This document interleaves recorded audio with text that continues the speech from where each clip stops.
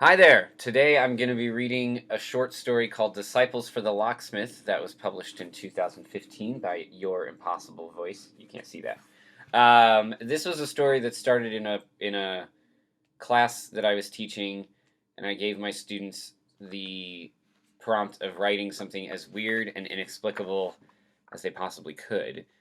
I wrote along with them, and this is eventually what I came up with. So this is called Disciples for the Locksmith.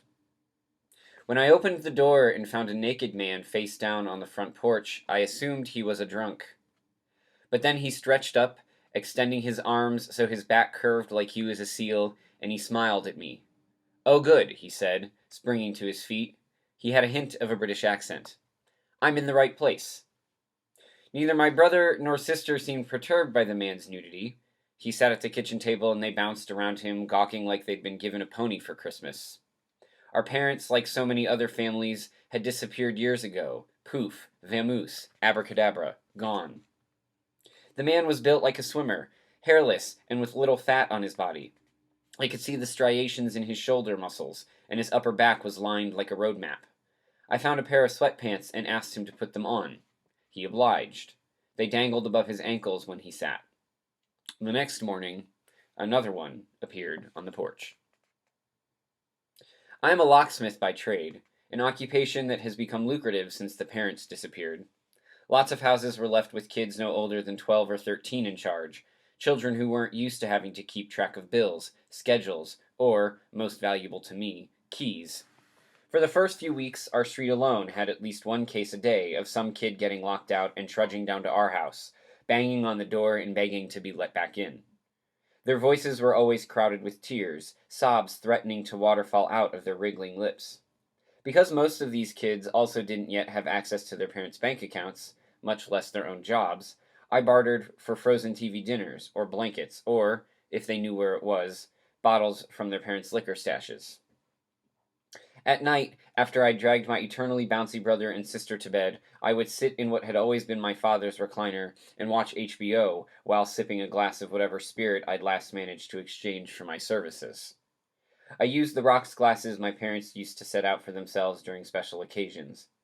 My mother would catch me staring with the hunger of near adulthood, and she would pat my arm and tell me that I hadn't much time to wait. Because I had no parent to teach me the ins and outs of alcohol, I got very drunk the first time, swallowing down gulps of Bombay Sapphire like I was chugging a can of Sprite. My vision got blurry, and I smashed against the wall like a pinball on my way to the bathroom.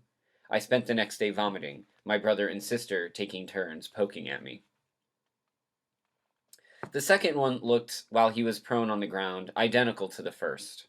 Strong legs, calves like rolling pins, triceps popping like thick chicken wings.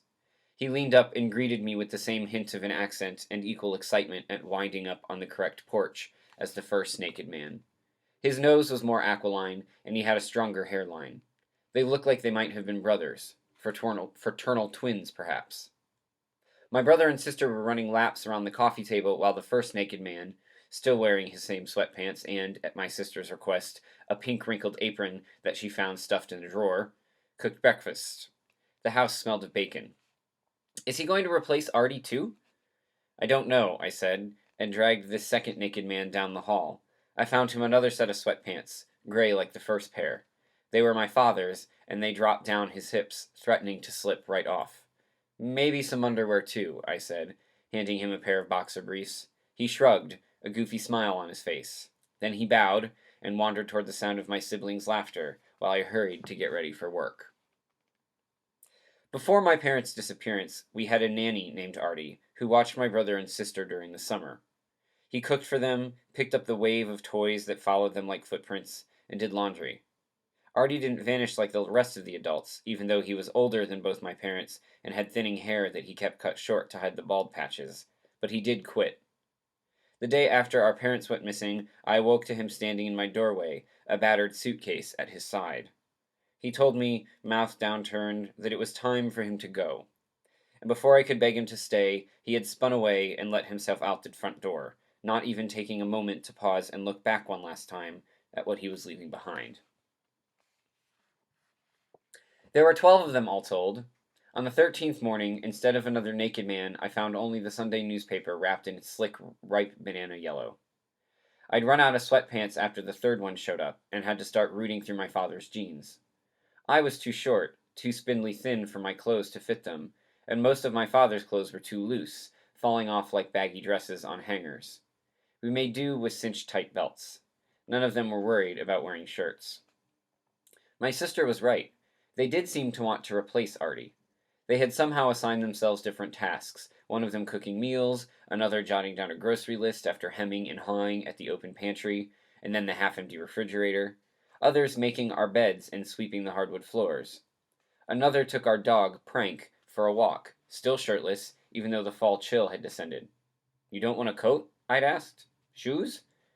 His smile revealed perfect bleached white teeth. "Only if you want me to wear them. At least wear my flip-flops." "Of course."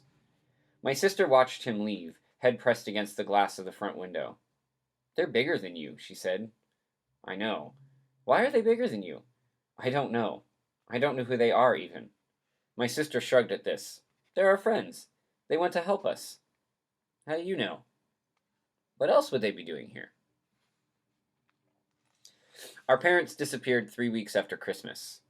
The snow on the ground was hard-packed, the kind that crunches like a crumpling soda can when you step on it, your foot's weight smashing into it delayed by just a second, so that you feel weightless for the finger snap just before your heft pushes through, taking jagged chunks out of the surface, leaving behind lines like veins in broken glass. I felt that same weightlessness when I woke up, and the entire house was doused in it. My brother and sister were already awake and watching cartoons. They'd helped themselves to bowls of cereal, droplets of milk sloshed on the kitchen table where they'd poured it over the marshmallowy shapes. Their bowls were full of nothing but swirling pinkish-green film by the time I scuffed into the living room. My sister had her spoon in her mouth. "Where are Mom and Dad?" I said. My sister plucked the spoon from her mouth and licked it like she was savoring a lollipop. "They're gone," she said. "Where'd they go?" "Don't know," she said. "They're just gone," my brother said. Their nonchalance reminded me of those devil children from horror movies, and I felt a fever breaking on my forehead. The cartoon went to a commercial, and my siblings pushed themselves off the floor, picked up their cereal bowls, scampered into the kitchen, and dropped them in the sink. "Can we play hide and seek?" my sister asked. "We'll hide and you seek," my brother said. "Okay." I closed my eyes and took a deep breath. My vision swirled with bruised yellow splotches. My tongue went dry. The sound of my siblings' laughter as they tucked themselves away in our parents' closet, legs slunk behind one of my mother's long gowns, died off like a fading breeze. I searched the house for our parents. No one in the master bath, or the basement, on the back deck, or in the garage. Their cars were both still there, keys hanging on hooks my mother had adhered to the kitchen door. Her purse was slung in its regular spot on the back of a chair, and my father's wallet and his spare change splayed on the dining room table. When I flung open the door of their closet, I ignored my sister's hushed giggling and my brother's swallowed chortle and surveyed the clothes hung on either side of the walk-in. No noticeable absences. The shampoos and shaving creams were on the caddy in the shower, deodorant bars and my mother's vitamins lining the bathroom vanity. "I'm worried," I said when I returned to the closet and shoved apart the hangers covering my sister. "Why?" she said. "Mom and Dad are gone." "Okay," she said. "Shall we find them?" my brother said, stepping out from behind my father's neckties. Let's go," my sister said, and they both shoved past me, running down the hall. My sister named the men. She called the first one, whom she had grown enamored with and followed around while he moved between the stove and refrigerator making meals, all the while wearing the same pink apron, Artie. "Because he looks like Artie must have when he was young," she said. "I'm not seeing it," I told her, squinting at the no longer naked man. "But couldn't that be confusing?" "What about Artie, too?" "I guess so. What are you calling the others?" "Barty, Carty, Darty, Farty." "Farty?" She giggled. "He's the smelly one." "Which one is that?" "Then Garty, Harty, Jarty, Carty, Larty, Marty." "And Narty, huh?" "Yeah. You okay with this, Artie, too?" "Of course," he said, voice prim, proper, and relaxed all at once. He slid us each a plate of fluffed scrambled eggs. "Orange juice?" When my parents found out they were having twins, they told me that I was also supposed to have a twin, but it was absorbed in utero. Apparently, at some point in the first trimester, I decided I wanted to be the sole object of my parents' attention and affection, and I gobbled up my sibling, early enough that there was no way to tell whether it would have been a brother or sister. A vanishing twin, they call it. After my parents told me this, I wondered about this disappeared twin, the sister or brother that never was. I heard its voice at night, giggling into my ear. After the disappearance, it started asking me if I missed our parents, because they were with it now. Just as I absorbed my twin looked up my parents, pulled them out of the world that I knew and into its, and they never would come back. They are mine, the voice said, and I was inclined to believe. I came home from work and headed straight to the basement to put away my work belt and heard muffled groans. Our parents kept an extra bed down there, a double for unexpected guests. The room was colder than the rest of the house, the insulation thin, a crack beneath the door always letting in whiffs of cold air. A thick set of quilts were piled on the bed like pancakes, and they'd been neat and ordered, hugging the mattress evenly on both sides, from when my mother last made the bed before she disappeared, covered in a dusting of Prank's hair from when he sleeps down there in the summer. But the blankets were disheveled, crumpled and crinkled. A pair of pants lay in a floppy loop on the side of the bed that I could see. And there were two bodies beneath them. Oh. They sat up, two of the men, the blankets falling down around their hips. I couldn't recall which ones they were. I thought of them all as Artie. The Arties, I guess. These two had their arms around one another. They didn't look ashamed, exactly, or embarrassed, just surprised by my presence. Sorry, I didn't mean to interrupt, I said. Should we get back to work? One of them, Gardy maybe, said. His companion grinned, whispered in his ear, and they both giggled as though reduced to children. No, that's okay, I said. One of them had started to slide out from the bed, his bare legs snaking out from beneath the blanket. Why don't I just go upstairs? If that's what you want, the perhaps Gardy said. I turned, took the stairs two at a time, and shut the door behind me, face flushed. After a while, neighbor kids started knocking on the door, not to ask for help, but to get a glimpse at the men who'd taken up residence in our house. How did you even hear about them? I asked one pair of girls who were maybe 10 or 11. Both were blonde and snow pale. They grinned at me, and I thought they looked like sheep. Then, seeing one of the men walk by behind me, they shoved past me and started squealing at him. Please don't tell people about them, I told my brother and sister. Why? Because. That's not a reason. Because I said so. But why do you say so? Yeah, why do you say so? Because I don't want strangers knocking on our door and staring at them. But they don't mind. Yeah, Artie too said he doesn't mind. So did Barty and Carty and Darty and... Okay. I held up a hand. Let's get ready for bed, all right? Are you ashamed of them? My brother said. No. Why? I just don't want them to become a spectacle, that's all. What's a spectacle? My sister bounced onto her feet and darted down the hall toward the bathroom. One of the men, who was lying on the couch, yawned and asked if he should help her. No, I said, waving for him to lie back down. He had on a flannel shirt that was too tight for him, the rolled-up sleeves squeezing around his arms like a pair of blood pressure cuffs. As my brother sprinted past me, Prank huffing and chasing as well, I thought about my sister's question. It is all a spectacle, I thought. For the first few days following the disappearances, I kept my brother and sister home from school and watched the news, swapping from channel to channel so that there was a constant flow of reportage. My siblings complained, swooning on the floor and screaming for their favorite cartoons, but I held the remote over my head and scooped the two of them up if they tried to smash at the buttons on the set itself. They threw tantrums, dropping glasses of milk and juice, stomping around so hard I thought they might put holes in the floor with their heels. Eventually I caved and dressed them up for school, dragged them to the car, and poured them into the back seat. They bemoaned their fate all the way to the building, sounding like I'd condemned them to death. I stopped in their principal's office after squaring them away in their desks. Their teacher gave me an unnerved nod as I left. I'm sorry they haven't been here for a few days, I told the principal. She had on large glasses and her hair was curly, the color of a brick house. It's just, well, we've had some family stuff. Parents went poof, too, huh? She said, peeling off her glasses like a coat. Yeah. I shifted my weight and stuffed my hands in my pockets. Mine, too, in their 80s. It hasn't ever been so quiet in my house. She shut her eyes and took a few deep breaths. Marvelous, isn't it? The sleeping arrangement was unwieldy. The Arties were taking turns in my parents' abandoned bed and make bed in the basement. Two others slept on the two living room couches, and one crooked himself onto the recliner at night. This left 5 of them strewn about the floor, unless my brother and sister decided to sacrifice their beds for their favorites when it was their turn to go bedless. I did not opt to share my personal space. And the food. I wasn't sure how we managed to feed 15 people and a dog without running out of money fast. They have money, my sister said. Where are they getting it? I'm not paying them, I said. They came with it. I chose not to point out that they were naked when they arrived. I did not want to have to explain naked any more than I already had. I didn't want to explain ATMs, or checking accounts, or bills, or any of that to my brother and sister, who would bounce around asking why, how, what's that. I wanted to close my eyes for a few minutes, let the caterpillars of color crawl across the swirling dark of my vision, and lose track of things, and later open my eyes and find our house emptied again, just me and my brother and sister, the constant hiss of the shower or the squeak of the floorboards under 24 feet silenced, with nothing but the babbling sound of Prank's dog collar rattling from down the hall. "But I love them," my sister half screeched, half said. "We'll visit them." "No, we won't. I know we won't." "Yes, we will." "You're lying. You shouldn't talk to me like that." She screeched again and stomped off. I watched her trail down the hallway and slam her bedroom door. The day before, I'd found the Arties in the dining room, constructing a new table. All 12 of them were bunched into the space, sanding and staining wood, putting together some mediocre-looking chairs that seemed to want to be oak but were clearly some lesser material.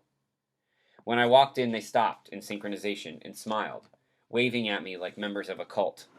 I'd asked what was going on, and my sister, bouncy as ever, said they decided to make us a larger dining room table. "For what?" I said. "For everyone to eat at." "There's no way to fit 15 people in this room, and where did they get this stuff?" "They bought it." I wanted to ask how, but I no longer cared to understand or explain. The next morning, I broke into an abandoned house a few blocks over on a dying cul-de-sac where no one mowed their lawns with care, and weeds had sprung up in the large cracks in the street. The house was laden with dust, and the electricity was spotty, but still working, and there was running water. No beds, but I figured if the Arties could scrounge up the materials for a dining room table, they could manage mattresses and blankets just fine. And then I told my sister I was moving the Arties out of our house. She had a meltdown. "Let them stay one more night, please." I sighed. "If that'll make you stop whining. We can throw them a goodbye party at least?" "Sure." What my sister did not tell me was that she had told her friends from school that the Arties were moving into a new house, and that her classmates should come watch the proceedings. A procession it did turn out to be. I doled out most of my father's clothes, especially the older ones that might fit the Arties, from the days before my father let himself go and became round all over. I should have felt something in gutting the walk-in closet, but even when my father's half was sparse, his clothes parceled out to each of the Arties, I felt no different. My parents were gone, and soon the Arties would be too. "Because you never loved them," the specious twin voice in my head said. "You don't love any of them." I tugged at my ear. When I opened the front door, the gaggle of children from my sister's class waiting on the porch cheered as though we were a rock group and they had been yearning for us to open our set. My sister squeezed by me and started galloping around in the yard like a cowboy on a bronco, leading her friends in an energetic lap through the yard. "What is going on?" "They went to give a fanfare farewell." "Where did you learn that?" "In books." "You read?" My sister rolled her eyes and took Artie 2's hand. "You can be in front." "He doesn't know where he's going," I said. "Fine, he can be in front after you." We proceeded down the sidewalk like a parade. I, its unhappy grandmaster. The Arties followed, falling into an ordered line.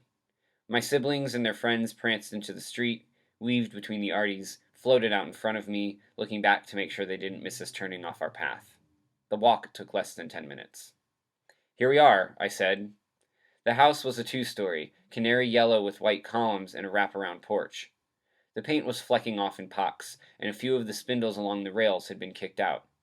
The glass in one pane in the bay window was spidered but functional. "Are you sure they have to stay here? Why can't they stay with us?" my sister said, voice nasal and clogged. "Yeah, why?" my brother chimed in behind me. "We went over this." I turned to Artie 2. He was wearing one of my father's shirts, unbuttoned. The cotton hung over him like a poncho, revealing the rivulets between his muscles. "You want to do the honors?" "If that's what you'd like me to do." I moved aside. "Go ahead." The children fell silent when Artie 2 stepped to the door and reached for the knob. Everything was blind quiet, crackling with the sparkle of energy that simmers through your limbs when you get a little static shock. And then, in the space before Artie 2 turned the knob, and before I might stop him, I realized what would be on the other side of the door. Our parents, and all the other children's parents, lying on the ground in their own filth and grime, eyes wild and hair unkempt, faces blemished with the dust laid over the house. They would stare up at us like wild animals, unfamiliar with our eyes or our language or our voices. The children would scream, some running to their parents, others away. I would stand still as a stone while my brother and sister looked for me, for answers, for what to do, and as had been the case for so long, I would have none. I would stare at our parents, and my head would fill with that rasping, dull voice, laughing at me and all around me, like I was in an echo chamber. The Arties would be gone, vanished as quick as they had appeared, clothes puddled on the ground to mark where they'd ascended away like fire smoke, and it would be only me there between the children and the parents. I swallowed and felt a tingling in the back of my throat. My legs wobbled. Artie, too, turned the knob, and the whole world screamed. Thanks for listening.